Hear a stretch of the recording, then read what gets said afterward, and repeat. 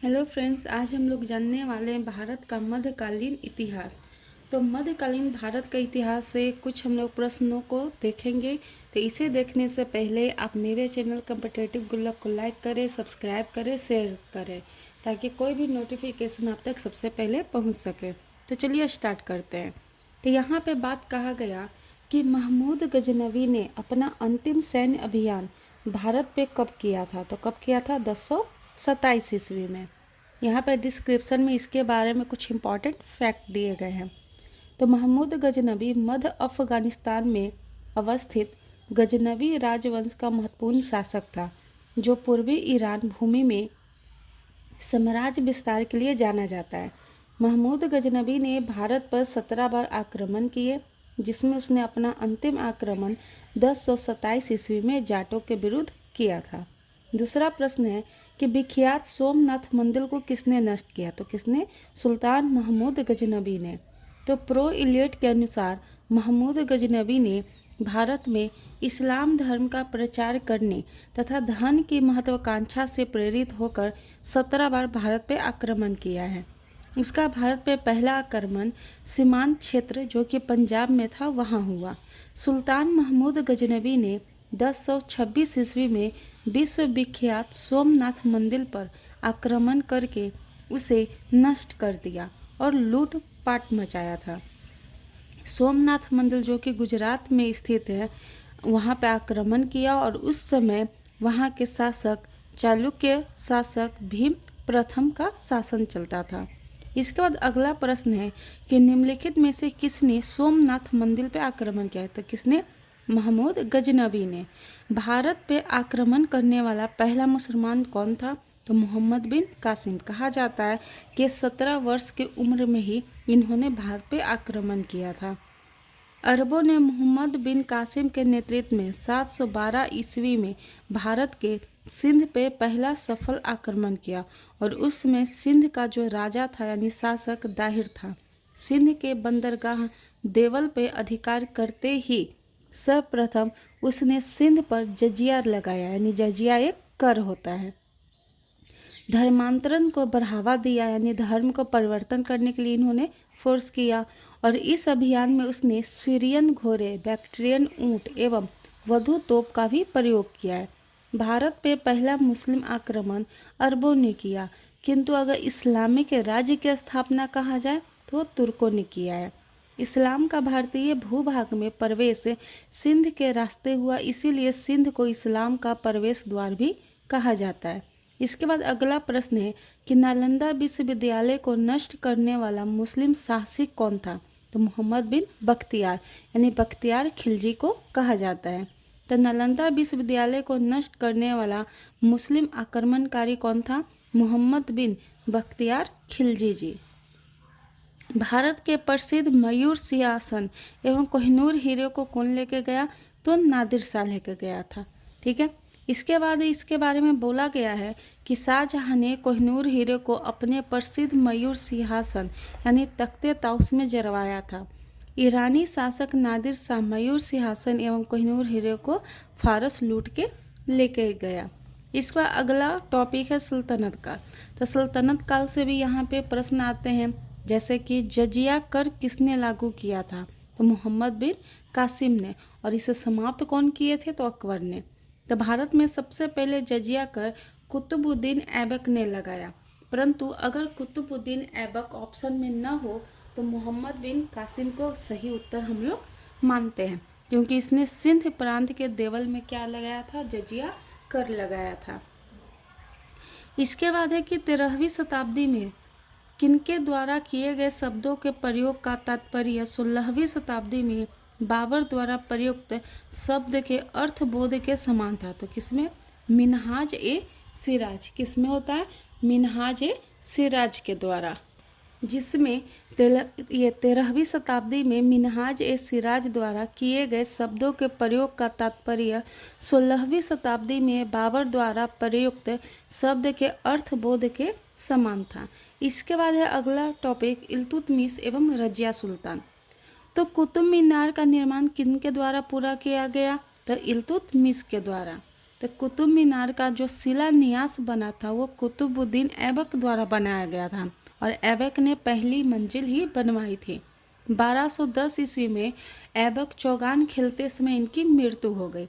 तब रुके हुए कार्य को कौन पूरा किए? इल्तुतमिश, जो कि 5वीं मंजिल की संरचना है। इसके बाद है कि दिल्ली सल्तनत की सर्वप्रथम महिला राजकर्ता कौन थी? तो रजिया सुल्तान। कहा जाता है कि रजिया सुल्तान जो है वो दिल्ली सल्तनत की प्रथम महिला शासक थे और रजिया दिल्ली सल्तनत की प्रथम सुल्तान थी जिसने जनता के समर्थन से गद्दी प्राप्त की थी। सुप्रसिद्ध इतिहासकार मिन्हाज उस सिराज ने लिखा है कि रजिया एक महान शासिका, कुशाग्र बुद्धि, न्यायप्रिय, हितकारी एवं प्रजा का कल्याण करने वाली एक महिला थी।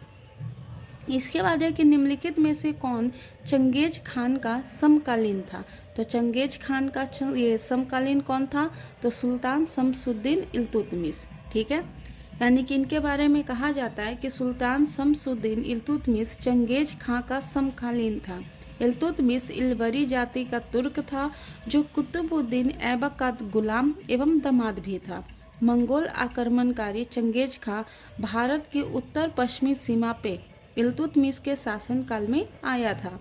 चंगेज खां के प्रकोप से उसने ख्वारिज़्म शाह के पुत्र जलालुद्दीन मकबरनी भारत पहुंचा, लेकिन इल्तुतमिश ने उसे शरण नहीं दी थी। इसके बाद अगला टॉपिक आता है बलबन। तो 40 ग्रुप की शक्तियों को किसने तोड़ा था? तो बलबन ने। यानी 40 ग्रुप को अगर विनाश कहा जाए तो बलबन ने और इसे शुरू कहा जाए तो इल्तुतमिश ने। ठीक है, और ये 40 ग्रुप क्या था? तो यह एक तुर्क अमीरों का एक समूह था। इसके बाद है खिलजी वंश से प्रश्न। तो सीरी शहर और सीरी के दुर्ग का निर्माण किसने करवाया था? तो अलाउद्दीन खिलजी ने। तो दिल्ली के पास सीरी शहर एवं सीरी के दुर्ग का निर्माण जो है अलाउद्दीन खिलजी द्वारा करवाया गया और अलाउद्दीन खिलजी जो है 1303 ईस्वी में दिल्ली के विकास का सीरी नाम से आरंभ किए थे, जिसमें बेगम शहजादियों के नहाने के लिए सीरी में हौज खास का निर्माण कराया जाता है और इसके बीचों बीच में एक गुंबद होता है।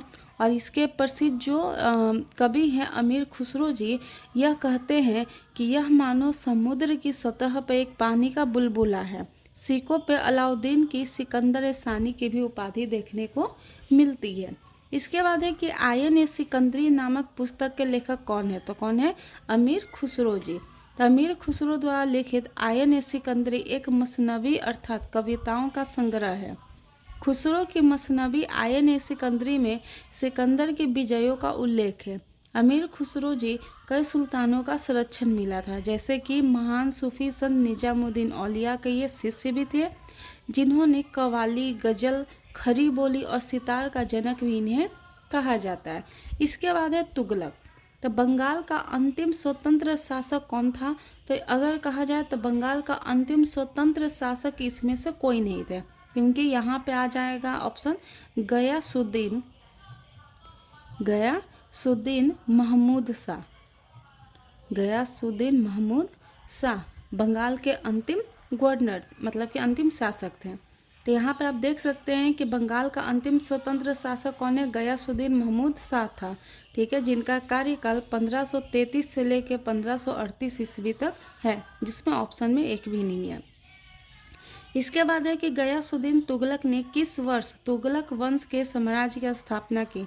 तो कब किए थे? 1320 ईस्वी में इन्होंने तुगलक वंश की स्थापना की थी। जैसे कि आप यहाँ पे देख सकते हैं कि सितंबर 1320 में गयासुद्दीन तुगलक ने खुसरो खां को पराजित करके तुगलक वंश की स्थापना की। गयासुद्दीन तुगलक ने तुगलकाबाद नगर भी बसाया। गयासुद्दीन तुगलक की मृत्यु 1325 ईस्वी में हो गई और इन्होंने नहरों का निर्माण भी करवाया। ठीक है, तो नहरों का निर्माण कराने वाला गयासुद्दीन जो तुगलक जी है ये प्रथम सुल्तान थे। इसका अगला प्रश्न है कि 14वीं शताब्दी में मोरक्को के किस यात्री एवं इतिहासकार का न्याय व्यवस्थापक के रूप में दिल्ली दरबार के मोहम्मद बिन तुगलक के द्वारा स्वागत हुआ था? किनके द्वारा? Ibn Battuta. तो मोरक्को का जो मूल निवासी है इब्न बतूता 1333 ईस्वी में दिल्ली के सुल्तान मोहम्मद बिन तुगलक के दरबार में आया था। सुल्तान उसकी विद्वता से प्रभावित हुआ और उसे दिल्ली का काजी नियुक्त हुआ। इब्न बतूता द्वारा लिखा गया उसका यात्रा विवरण किताब उल रहला यानी कि 14वीं शताब्दी में भारतीय उपमहाद्वीप के सामाजिक तथा सांस्कृतिक जीवन के विषय में बहुत ही प्रचुर तथा रोचक जानकारियाँ यहाँ देखने को मिलती है। इसके बाद है कि निम्न में से किसे दिल्ली के 8 सुल्तानों की सल्तनत का साक्षी कहा जाता है? तो किसे? अमीर खुसरो जी, क्योंकि अमीर खुसरो जी को 8 सुल्तानों का क्या था? संरक्षण प्राप्त था। तो अमीर खुसरो का जन्म 1253 ईस्वी में हुआ और इसकी मृत्यु 1325 ईस्वी में हुआ, जिसने 11 सुल्तान जैसे कि नसरुद्दीन महमूद, गयासुद्दीन बलबन, कैकुबाद, क्यूमस जलालुद्दीन खिलजी, अलाउद्दीन खिलजी, सिहाबुद्दीन उमर, मुबारक शाह खिलजी, नसरुद्दीन खुसरो शाह, गयासुद्दीन तुगलक, मोहम्मद बिन तुगलक का शासन इन्होंने देखा था। इसीलिए इन्हें 8 सुल्तानों की सल्तनत का साक्षी भी कहा जाता है। ठीक है, और कई सुल्तानों की यहाँ ये शाही सेवा में भी कार्य किए हैं। इसके बाद अगला टॉपिक आता है मुगल साम्राज्य। तो मुगल साम्राज्य में सबसे पहला आता है बाबर। तो मुगल वंश की स्थापना भारत में कब हुई? तो 1526 ईस्वी में। तो मुगल वंश भारत में सबसे प्रभावशाली मध्यकालीन राजवंशों में से एक था। मुगल वंश की स्थापना फरगना के शासक बाबर ने पानीपत के प्रथम युद्ध में विजय के बाद 1526 ईस्वी को की थी। ठीक है, यहाँ पे आप देख सकते हैं कि मुगल साम्राज्य विशाल क्षेत्र में फैला हुआ था। अपने उत्कर्ष के समय यह लगभग समस्त दक्षिण एशिया में फैला हुआ था और इस एशिया में क्या आ गए? अफगानिस्तान तक भी शामिल माने जाते हैं। इसके बाद अगला टॉपिक है शेरशाह सूरी। तो शेरशाह सूरी का मकबरा कहाँ है? तो सासाराम, जो कि बिहार में है। ठीक है, शेरशाह सूरी का मकबरा कहाँ है? तो सासाराम में, जो कहाँ है? बिहार में है। ठीक है, और यह मकबरा इंडो इस्लामिक वास्तुकला का एक उत्कृष्ट उदाहरण भी माना जाता है। सासाराम में किसका मकबरा है? तो शेरशाह का। तो शेरशाह के बचपन का नाम फरीद खां था। शेरशाह विलग्राम युद्ध यानी 17 मई 1540 के बाद दिल्ली की गद्दी पे बैठा। उसने कृषकों की सहायता के लिए पट्टा एवं कबूलियत व्यवस्था भी आरंभ की थी। उसने रोहतासगढ़ किला एवं किला ए कोहना नामक मस्जिद का निर्माण करवाया। कालिंजर के किले की घेरेबंदी के समय एक दुर्घटना के कारण 13 मई 1545 को उनकी मृत्यु हो गई। कुछ पुस्तकों में यह कहा जाता है कि शेरशाह सूरी की मृत्यु की तिथि 22 मई 1545 है, लेकिन बिहार के रोहतास जिले में अगर आप जाते हैं तो वहाँ पे जो उनका मकबरा है, ठीक है, तो उनके मकबरे में वहाँ पे उनकी मृत्यु की तिथि 13 मई 1545 ही अंकित की गई है। शेरशाह सूरी का मकबरा भारत के बिहार राज्य के सासाराम जिला में स्थित है। ठीक है, यानी सासाराम यहाँ कहाँ पे? रोहतास जिला में। शेरशाह सूरी के मकबरे का निर्माण उनके पुत्र इस्लाम शाह के द्वारा कराया गया। इसका मुख्य वास्तुकार प्रसिद्ध अफगान मीर मोहम्मद अलीवाल खान था। इसके निर्माण में लाल बलुआ पत्थर का भी प्रयोग किया गया है। इसके बाद है कि शेरशाह का मकबरा कहाँ है? तो सासाराम में है। सासाराम कहाँ है? तो बिहार में। इसके बाद आप देख सकते हैं कि चौसा की लड़ाई में शेरशाह को किसने हराया था? तो हुमायूं ने हराया था। तो चौसा का युद्ध भारत में मुगल सम्राट हुमायूं और सुर साम्राज्य के संस्थापक शेरशाह के बीच 26 जून 1539 में, ठीक है, यानी 25 जून 1539 को आधुनिक बिहार राज्य के बक्सर जिले में स्थित चौसा नामक गांव के पास लड़ा गया। इसमें शेरशाह सूरी ने हुमायूं को हराया और इसी युद्ध के बाद शेर खान ने शेरशाह की उपाधि भी धारण की। इसका अगला प्रश्न है कि इन शासकों में से किसने अपनी सैन्य टुकड़ियों को 200, 250, 500 की इकाइयों में विभाजित किया था? तो कौन? इस्लाम शाह। तो सूरवंश के जो संस्थापक हैं शेरशाह की मृत्यु 13 मई 1545 को हो गई। तो उनके पुत्र जलाल खां इस्लाम शाह के नाम से सत्तासीन हुए और उन्होंने सलीम शाह के नाम से भी उन्हें पुकारा जाता था। उन्होंने अपनी ये सैन्य दक्षता बनाए रखने के लिए अपनी सैन्य टुकड़ियों को 50, 250, 500 की इकाइयों में बांटा, परंतु 1553 में ही यानी युवावस्था में ही इस्लाम शाह की मृत्यु हो गई। इसके बाद है कि शेरशाह अच्छी तरह से अपने प्रशासनिक कौशल के लिए प्रसिद्ध है। विशेष रूप से क्या? तो अगर शेरशाह के बारे में कहा जाए तो उन्हें कई चीज़ों के लिए माना जाता है, लेकिन अगर विशेष रूप से कहा जाए तो भूमि राजस्व प्रणाली। कि शेरशाह के प्रशासन की सबसे बड़ी विशेषता उनकी भू राजस्व व्यवस्था थी। अपने पिता की जागीरों के प्रबंधक के रूप में शेरशाह को भू राजस्व प्रशासन पूर्व अनुभव प्राप्त था। इसीलिए शेरशाह अपनी न्याय व्यवस्था हेतु भी प्रसिद्ध थे। यानी कि यहाँ पे एक से ज़्यादा सही है, लेकिन विशेष रूप से पूछा जाए तो भूमि राजस्व प्रणाली ही सही होगा। इसके बाद अकबर, तो अकबर से कुछ प्रश्न है, जैसे कि झरोखा दर्शन किसने शुरू किया, तो किसने, अकबर। तो झरोखा दर्शन मुगल सम्राट अकबर के शासनकाल के दौरान शुरू किया गया। भारत में मध्यकालीन राजाओं के किलों और महलों की बालकनी यानी झरोखा से जनता को संबोधित करने की एक दैनिक प्रथा थी। यह जनता से आमने सामने संवाद करने का एक आवश्यक और सीधा तरीका था। यह एक ऐसी प्रथा थी जिसे मुगल सम्राटों ने अपनाया था। इसके बाद है कि किस इतिहासकार ने अकबर द्वारा प्रतिपादित दीन ए इलाही को एक धर्म कहा, तो किसने, अब्बुल फजल ने।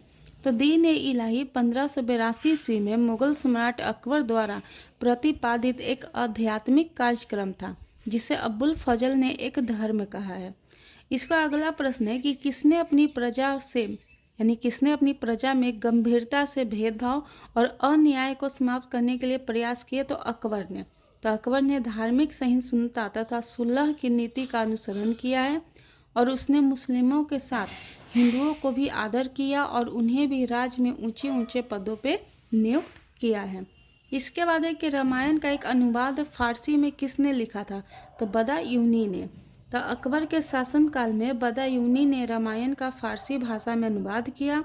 अब्दुल लतीफ़ अकबर का शिक्षक था। अब्बुल फजल ने अकबरनामा की रचना की और महाभारत का फारसी भाषा में अनुवाद अगर कहा जाए तो रज्जा नाम से नकीब खां, बदायूनी और फैजी आदि ने मिलके किया है। इसके बाद है कि पदावत को लिखने वाले कौन थे, तो कौन थे, जायसी। तो पदावत की रचना मलिक मोहम्मद जायसी ने 1540 ईस्वी में अवधी भाषा में की थी। तुलसीदास की प्रमुख रचनाएं रामचरितमानस, रामलला, नहशू, गीतावली, पार्वती मंगल आदि हैं। कबीर की रचनाएं अगर कहा जाए तो साखी, सबद एवं रामायणी इत्यादि है। निराला की रचनाएं अनामिका, परिमल, गीतिका एवं कुकर मुक्ता, ये सब इत्यादि देखने को यहाँ पे मिलते हैं। ठीक है, अभी यहाँ पे आप देख सकते हैं कि गुलबदन बेगम ने किसके कहने पे हुमायूंनामा लिखा था, तो किसके कहने पे, अकबर के। तो अकबर के कहने पे बाबर की पुत्री और हुमायूं की बहन गुलबदन बेगम ने हुमायूंनामा लिखी थी। यह पुस्तक मुख्यतः 2 भागों में बांटी जा सकती है। जो इसका प्रथम भाग है तो वह बाबर के इतिहास से संबंधित है कि बाबर ने कैसे कैसे अपने जीवन का मतलब कि कैसे वो राजा बने, कितने युद्ध लड़े, इन सभी से संबंधित है। और दूसरा भाग हुमायूं के जीवन को बयां करता है, यानी कि दूसरे भाग में हुमायूं क्या किए हैं, कितने युद्ध लड़े हैं, इन सभी के बारे में यहाँ पे बताया गया है। तो इस पुस्तक में राजनीतिक घटनाओं के अलावा सामाजिक रीति रिवाजों का भी हवाला देखने को मिलती है। तो पुस्तक में वो अपने भाई हिंदाल के लिए करुण रुदन भी करती है और किताब का वह हिस्सा जो हुमायूं से संबंधित है उसे 3 भागों में बांटा जा सकता है। जिसमें प्रथम जो भाग है तो उसमें हुमायूं के सिंध छोड़ने से काबुल पहुंचने तक की घटना है और कामरान को अंधा करने तक की घटना का भी वर्णन देखने को मिलता है। द्वितीय भाग में अगर देखिएगा तो हुमायूं की सिंध से ईरान यात्रा और काबुल की जीत का जिक्र यहाँ देखने को मिलता है। तृतीय भाग में खिलजी ख्वाजा एवं दूसरे रिश्तेदारों द्वारा बयां किए गए हालातों का उल्लेख देखने को मिलता है। इसके बाद है कि अकबर के 1567 में चित्तौड़ आक्रमण के समय वहाँ का शासक कौन था, तो कौन था, उदय सिंह। कहा जाता है कि मेवाड़ पे अधिकार करने के उद्देश्य से अकबर ने 1567 ईस्वी में चित्तौड़गढ़ पर आक्रमण किया, जिसमें बहुत सारे राजपूतों को उन्होंने मार दिया था।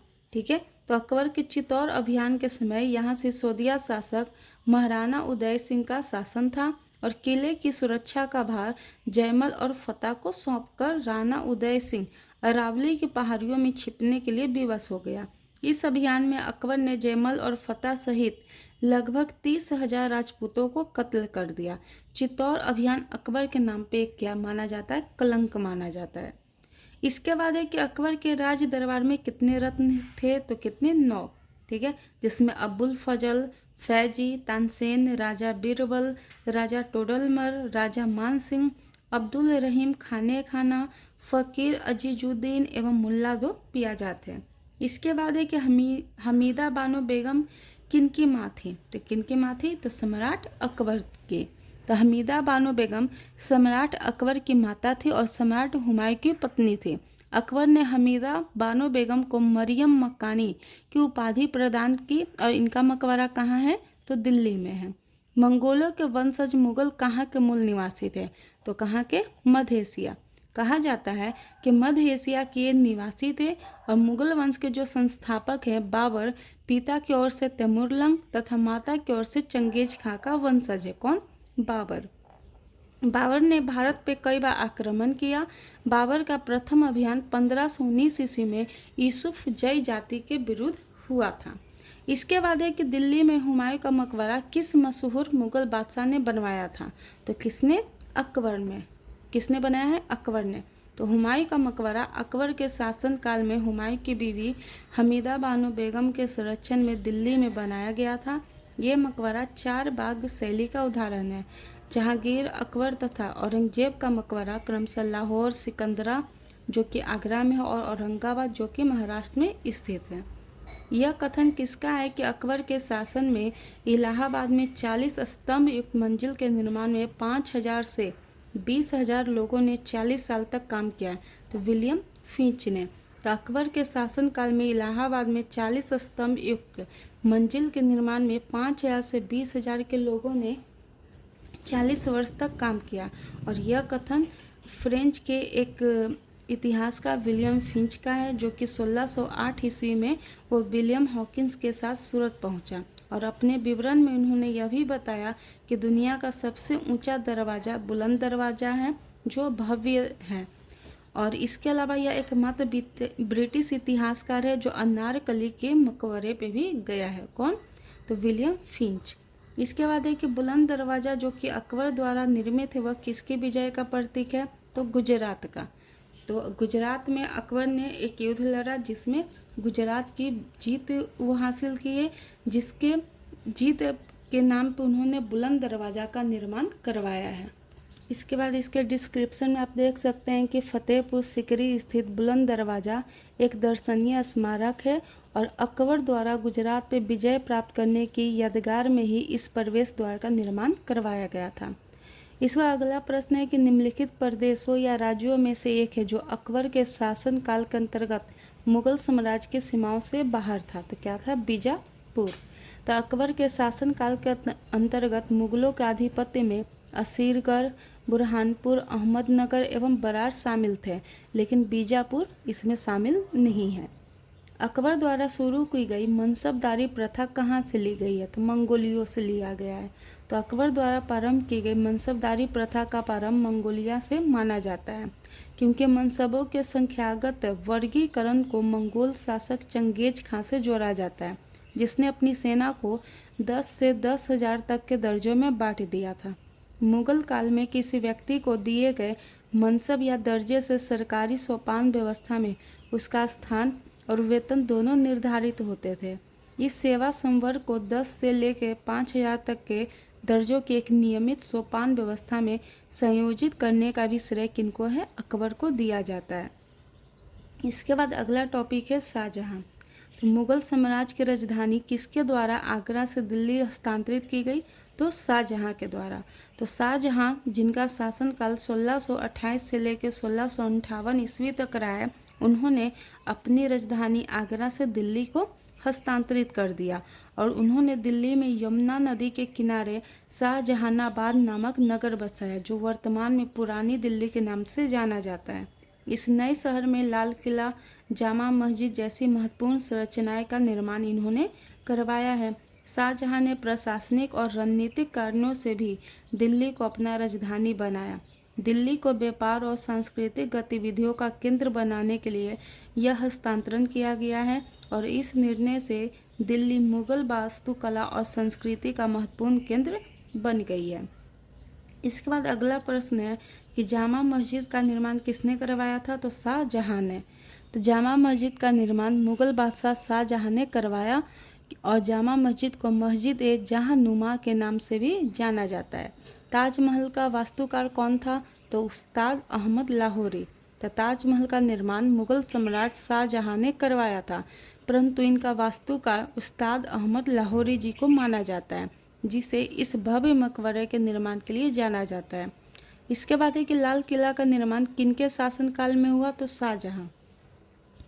तो शाहजहां ने यमुना नदी के दक्षिण में शाहजहानाबाद नामक नगर की नींव डाली और इसी शहर में शाहजहां द्वारा लाल किले का भी निर्माण करवाया गया, जो कि 1648 ईस्वी में पूरा हुआ।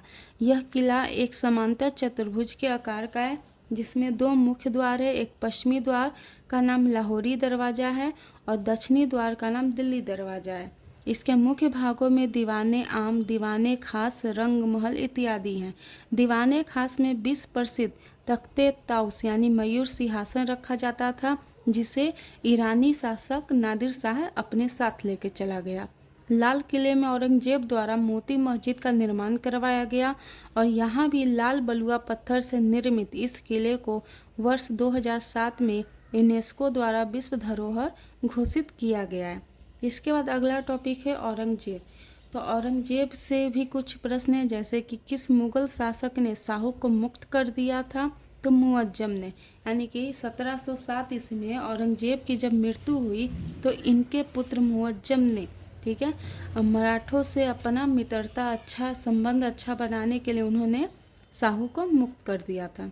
मुगल शासक मुअज्जम यानी औरंगजेब का उत्तराधिकारी ने छत्रपति शाहू जी को महाराज को मुक्त किया था। मुअज्जम औरंगजेब का सबसे बड़ा पुत्र था। बहादुर शाह की उपाधि लेकर सम्राट बना। खफी खान ने बहादुर शाह को साहे बेखबर की भी उपाधि दी है और इसने गुरु गोविंद सिंह के साथ भी शांति बनाकर विद्रोही सिखों को खुश करने की कोशिश की थी। इसके बाद है कि औरंगजेब की मृत्यु कहाँ हुई? तो औरंगजेब की अगर मृत्यु कहा जाए तो यहाँ पे ऑप्शन है पुणे, औरंगाबाद, अहमदनगर और मुंबई। तो यहाँ पे ऑप्शन क्या सही हो जाएगा? सी, अहमदनगर। तो औरंगजेब की मृत्यु वर्ष 1707 ईस्वी में अहमदनगर में हुई थी और उनका मकबरा औरंगाबाद में स्थित है। औरंगजेब की मृत्यु कब हुई? तो 1707 ईस्वी में। औरंगजेब की मृत्यु 1707 ईस्वी में हो गई थी और 1689 ईस्वी में औरंगजेब ने मुस्लिमों पर जजिया कर पुनः आरंभ किया, जिसे अकबर ने समाप्त कर दिया था। गैर मुस्लिमों पर तीर्थ यात्रा कर भी आरोपित किया गया और उन पर आयात कर भी क्या किया? बढ़ाया गया था। बीबी का मकबरा संबंधित है किससे? औरंगजेब की पत्नी से। तो बीबी का मकबरा मुगल सम्राट औरंगजेब की पत्नी राबिया उद दौरानी उर्फ दिलरास बानो बेगम का एक सुंदर मकबरा है। औरंगजेब के पुत्र आजम शाह ने अपनी मां की स्मृति में इसका निर्माण करवाया था। गालिब कौन थे? तो गालिब एक कवि थे। तो गालिब एक कवि, उर्दू एवं फारसी के महान शायर थे। इनका जन्म आगरा के एक सैनिक पृष्ठभूमि वाले परिवार में हुआ था। गालिब ने 11 वर्ष की अवस्था से गद्य एवं पद्य लिखना आरंभ कर दिया था। बहादुर शाह जफर ने मिर्जा गालिब को दबीर उल मुल्क और नजम उद दौला के खिताब से नवाजा था। इसके बाद ये क्षेत्रीय राज्य से कुछ प्रश्न आते हैं, जैसे कि अब्दुल रजाक किसके शासनकाल में भारत आया था? तो देवराय द्वितीय। तो अब्दुल रजाक देवराय द्वितीय के शासनकाल में भारत आया। देवराय द्वितीय संगम वंश के सबसे शक्तिशाली राजा थे और उनका शासनकाल लगभग 1422 ईस्वी से लेकर 1446 ईस्वी के बीच में था। अब्दुल रजाक फारस के तैमूरी वंश के शासक शाहरुख के राजदूत थे और उन्होंने विजयनगर साम्राज्य का विस्तृत विवरण दिया। उन्होंने अपनी यात्रा का वर्णन अपनी किताब मतला उस सदैन एवं मजमा उल बहरीन में किया था। इस किताब में उन्होंने शाहरुख के राज्य और मिंग चीन के बीच राजनयिक संबंधों का भी जिक्र किया था। इस किताब में उन्होंने 15वीं शताब्दी के दौरान हिंद महासागर में शिपिंग व्यापार का भी जिक्र किया था।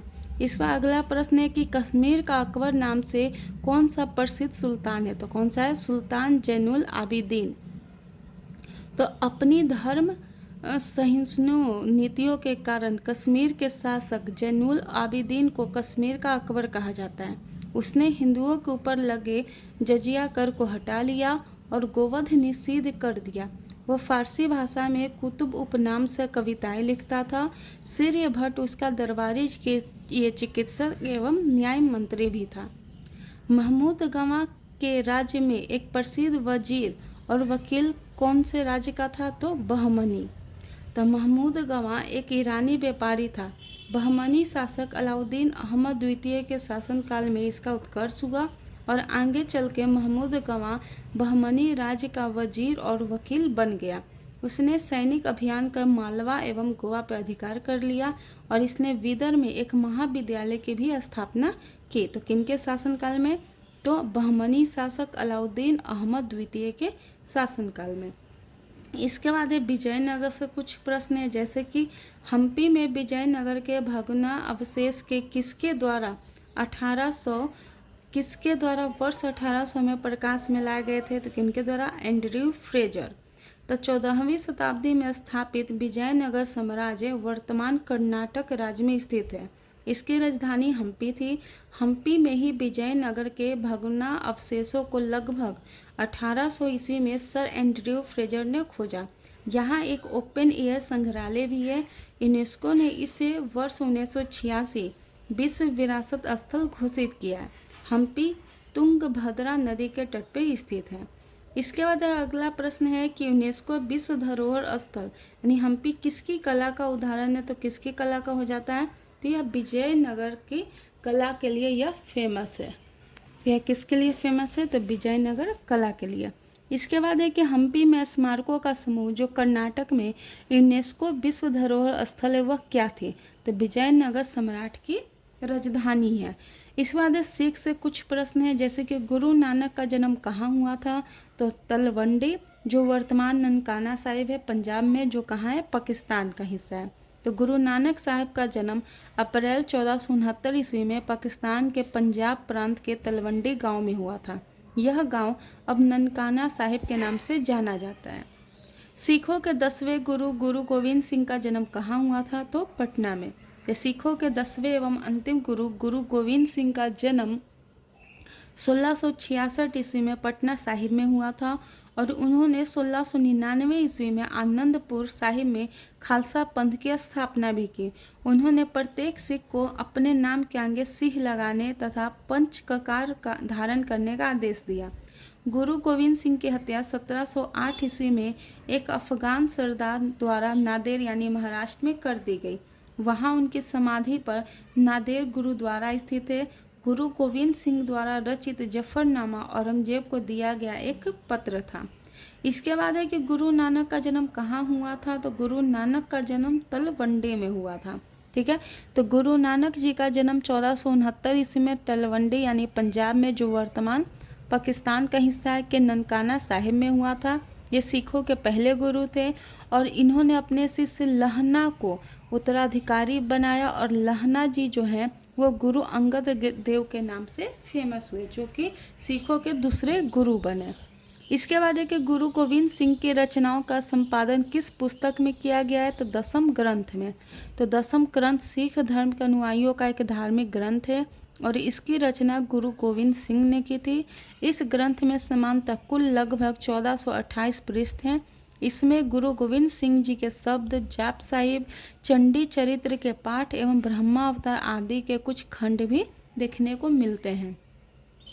इसके बाद है कि निम्नलिखित में से किस सिख गुरु ने गुरुमुखी लिपि की शुरुआत की?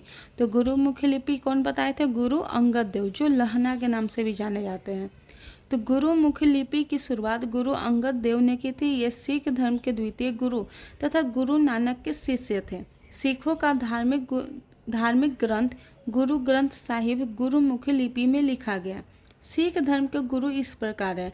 पहले नंबर पे गुरु नानक देव, गुरु अंगद देव, गुरु अमरदास, गुरु रामदास, गुरु अर्जुन देव, गुरु हरगोविंद, गुरु हरराय, गुरु हरकिशन, गुरु तेग बहादुर और अंतिम सिख गुरु होते हैं गुरु गोविंद सिंह। सिखों के गुरुओं में गुरु गोविंद सिंह क्या थे? 10वें और अंतिम गुरु थे। तो सिखों के 9वें गुरु तेग बहादुर की मृत्यु के बाद गुरु गोविंद सिंह के 10वें तथा अंतिम गुरु बने और इनका जन्म पटना में 1666 ईस्वी में हुआ। 1708 ईस्वी में इनकी हत्या कर दी गई। गुरु गोविंद सिंह ने खालसा को संस्थागत बनाने के लिए 5 ककार यानी केस, कंघा, करा, कृपाने और कच्छा का सिद्धांत दिया। उनके द्वारा रचित जफरनामा औरंगजेब को लिखा गया एक पत्र था। सिखों के पहले गुरु नानक देव जी ही थे। इसके बाद है मराठा से कुछ प्रश्न है। तो पानीपत के तीसरे युद्ध में मराठाओं को किसने हराया था? तो अफगानों ने। तो अफगानों ने पानीपत के तीसरे युद्ध में मराठाओं को हराया था। जैसे कि आप देख सकते हैं कि पानीपत का तीसरा युद्ध अफगान शासक अहमद शाह अब्दाली और मराठा सेनापति सदाशिवराव भाऊ के मध्य 14 जनवरी 1761 को लड़ा गया था। इस युद्ध में अफगानों के मराठाओं पर ये निर्णायक जीत हासिल हुई। पानीपत की तीसरी लड़ाई कब लड़ी गई? तो 14 जनवरी 1761। कब हुआ है? 14 जनवरी 1761 में। इसके बाद विविध है। विविध मतलब कि जितना पर उन सभी से मिक्सअप है। तो इनमें से कौन अलवार महिला संत है? तो अलवार महिला संत कौन है? तो अंडाल है। ठीक है। तो अंडाल या अंडाल अलवार महिला संत थी और अलवार संत भगवान विष्णु के भक्त थे, जबकि नयननार भगवान शिव के भक्त थे। इसके बाद है कि शेख निजामुद्दीन औलिया की दरगाह कहाँ स्थित है? तो शेख निजामुद्दीन औलिया की दरगाह कहाँ है? तो दिल्ली में है। ठीक है। तो शेख निजामुद्दीन औलिया चिश्ती सूफी सिलसिले के प्रमुख संत थे और उनकी प्रमुख दरगाह दिल्ली में स्थित है। बाबा फरीद शेख निजामुद्दीन औलिया के गुरु थे। अलवार संत किसके उपासक थे? तो विष्णु जी के। तो अलवार संत भक्ति आंदोलन के प्रमुख संत थे जिन्होंने विष्णु की भक्ति को बढ़ावा दिया। ये तमिलनाडु क्षेत्र में प्रसिद्ध हुए और श्री वैष्णव परंपरा के महत्वपूर्ण स्तंभ भी माने जाते हैं। इसके बाद है कि निम्नलिखित संतों में से कौन महाराष्ट्र क्षेत्र में सक्रिय थे? तो कौन से? एकनाथ। तो एकनाथ महाराज क्षेत्र के सक्रिय संत थे। यह एक भारतीय हिंदू संत एवं दार्शनिक थे। यह भगवान कृष्ण के भक्त थे और वारकरी परंपरा के एक प्रमुख व्यक्ति भी इन्हें माना जाता है। इसके बाद है कि शेख बहाउद्दीन जकारिया किस संप्रदाय के थे? तो सुहरावर्दी संप्रदाय। तो सुहरावर्दी संप्रदाय प्रमुख सूफी सिलसिला है। इसके प्रवर्तक शिहाबुद्दीन सुहरावर्दी थे। भारत में इसे शेख बहाउद्दीन जकारिया ने लोकप्रियता दिलाई और इसका मुख्यालय मुल्तान को बनाया गया। इन्होंने धनार्जन पर बल दिया और सुहरावर्दियों ने ही सूफियों में वंशानुगत का सिद्धांत भी दिया है। इसके बाद अगला प्रश्न है कि सूफी संत ख्वाजा मोइनुद्दीन चिश्ती का उर्स यहाँ पे मनाया जाता है। कहाँ? अजमेर शरीफ में। तो सूफी संत ख्वाजा मोइनुद्दीन चिश्ती का उर्स अजमेर शरीफ में मनाया जाता है। इन्हें भारत में चिश्ती सिलसिले का प्रवर्तक भी माना जाता है। तो 1192 ईस्वी में तराइन के दूसरे युद्ध के दौरान मोहम्मद गौरी के साथ मोइनुद्दीन चिश्ती भारत में आए थे तथा अजमेर यानी जो कि राजस्थान में है अपनी खानकाह का निर्माण किया था।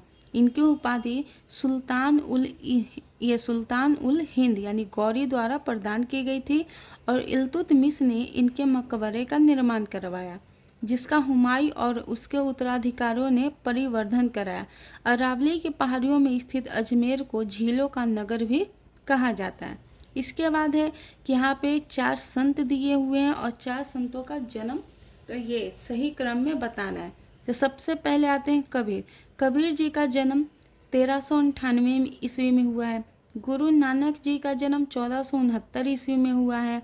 चैतन्य महाप्रभु का जन्म 1486 ईस्वी में हुआ है और तुलसीदास जी का जन्म 1532 ईस्वी में हुआ है। इसके बाद है कि सिखों के 10वें गुरु एवं गुरु गोविंद सिंह का जन्म कहाँ हुआ है? तो पटना में हुआ है। तो गुरु गोविंद सिंह का जन्म पटना में हुआ था। गुरु गोविंद सिंह 10 गुरुओं के अंतिम गुरु थे और उनका जन्म 22 दिसंबर 1666 में हुआ है। लेकिन अन्य स्रोतों से यह पता चला है कि 5 जनवरी 1966 को गुरु गोविंद सिंह का जन्म हुआ था। वह 9 वर्ष की उम्र में ही सिख गुरु बन गए थे और उन्होंने खालसा के सिद्धांतों की स्थापना की थी। श्री गोविंद सिंह का निधन 7 अक्टूबर 1708 को महाराष्ट्र के नांदेड़ में हुआ था। तो यहाँ से मध्यकालीन भारत का इतिहास के ऑब्जेक्टिव कंप्लीट होते हैं।